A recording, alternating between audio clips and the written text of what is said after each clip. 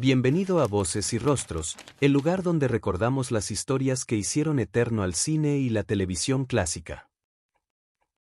Hoy viajaremos a finales de los años 70, cuando un hombre de ciencia se convertía en un monstruo verde lleno de furia y humanidad.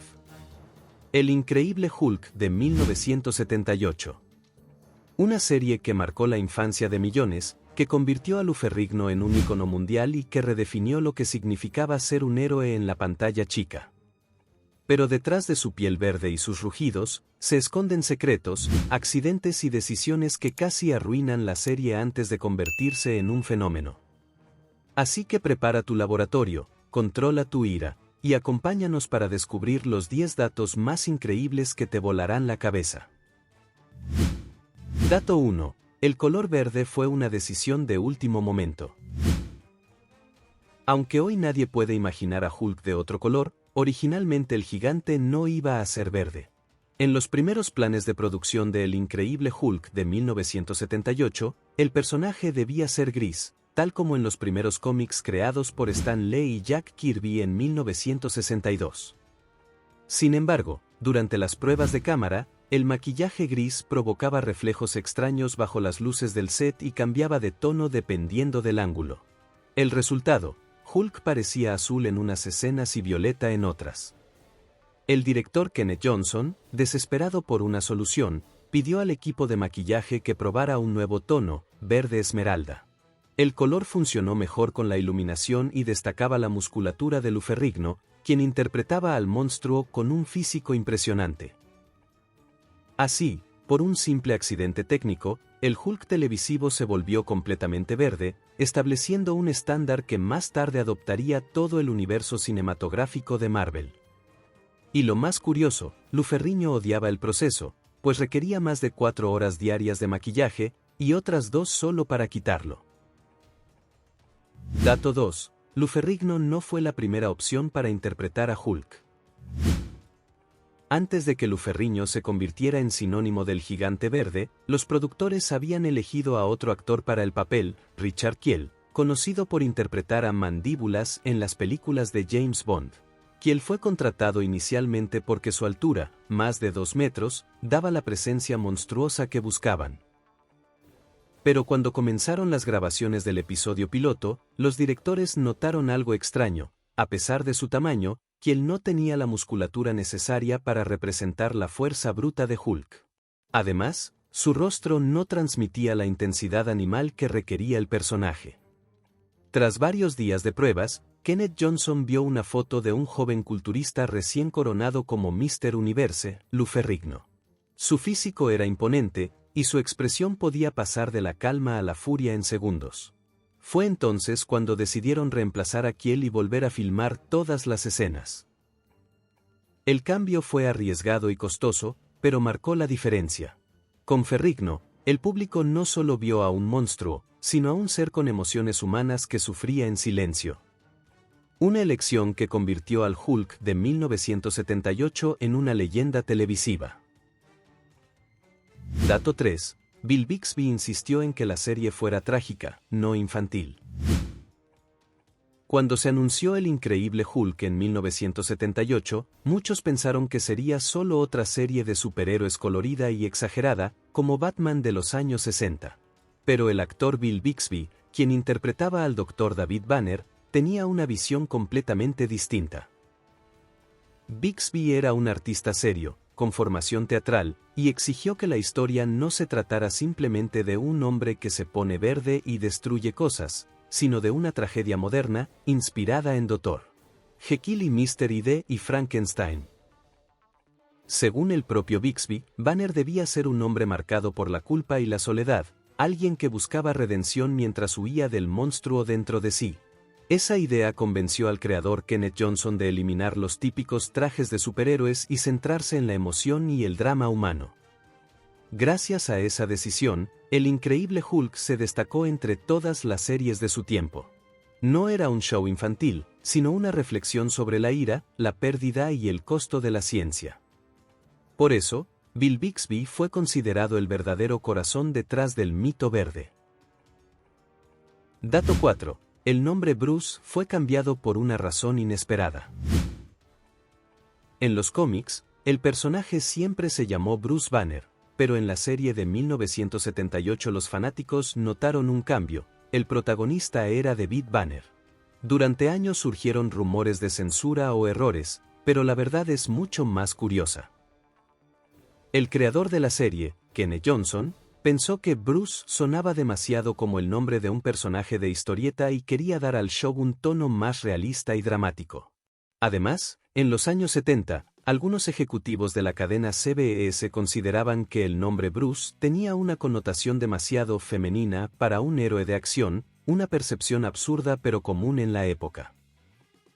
Por eso, Johnson decidió usar David Bruce Banner, manteniendo Bruce solo como segundo nombre, visible en la lápida del episodio piloto. El cambio generó confusión entre los fanáticos, pero también ayudó a separar la serie de los cómics, dándole una identidad propia.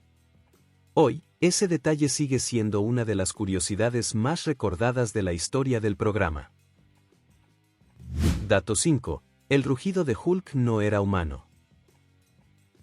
Aunque Lou Ferrigno era quien daba vida al imponente gigante verde, su voz nunca fue utilizada para los rugidos característicos del personaje. Los productores querían que el grito de Hulk sonara sobrehumano, casi como el de una bestia salvaje imposible de controlar.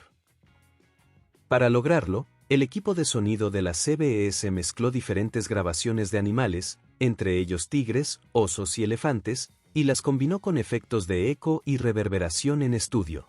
El resultado fue un rugido tan intenso y profundo que muchos espectadores creyeron que provenía realmente de Ferrigno.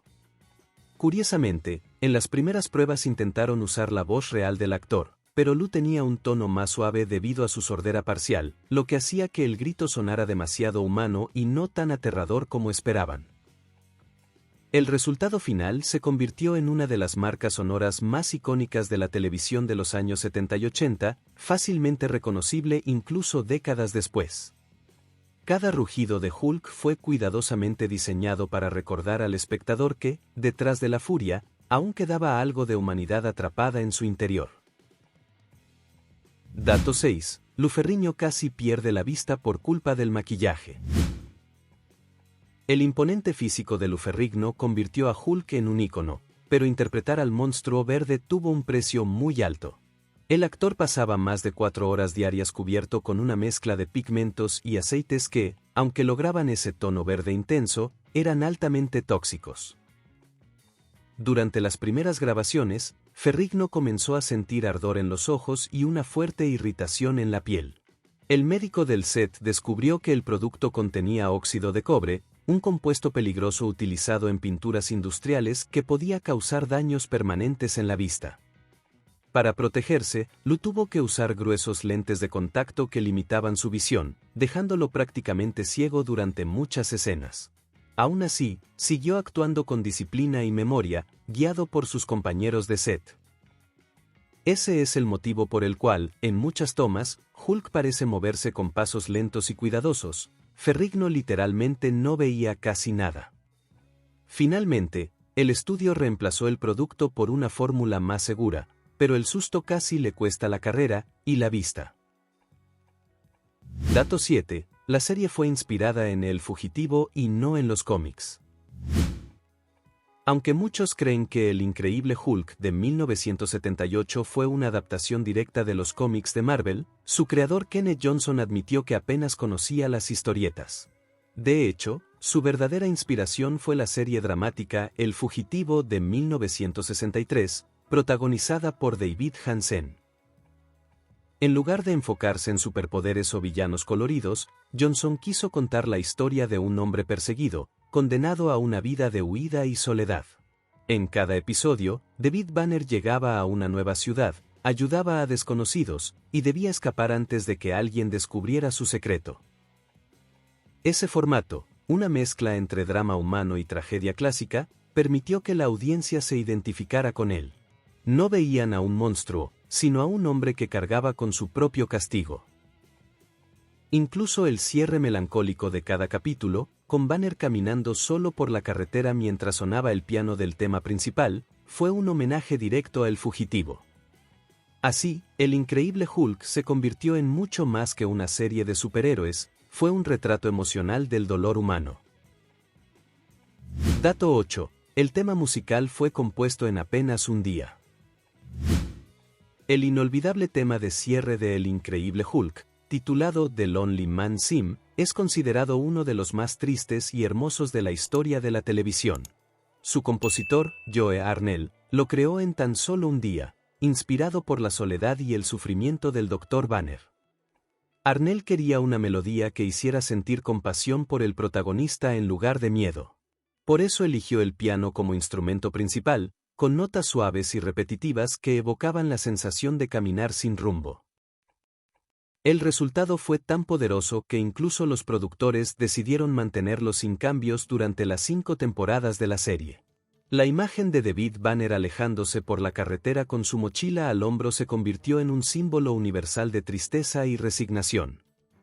Décadas más tarde, cuando Marvel lanzó sus películas, The Lonely Man Sim, fue reutilizado brevemente en homenajes y cameos, demostrando que la emoción que transmitía seguía intacta. En una época de héroes ruidosos, Hulk tuvo el cierre más silencioso y el más humano de todos. Dato 9. El final de la serie dejó a millones en shock.